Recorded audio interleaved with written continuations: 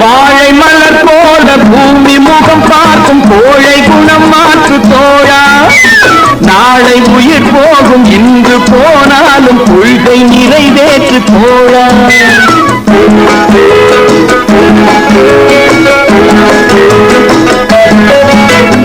வாழை மலர் போல பூமி முகம் பார்க்கும் கோழை குணம் மாற்று தோழா.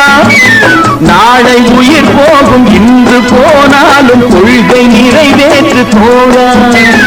அன்பே உன் அன்பை அறிவே உன் தந்தை உலகே உன் கோவில் ஒன்றே உன் தேவன்.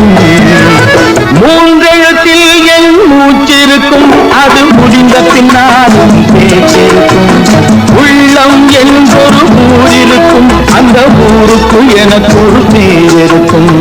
கடமை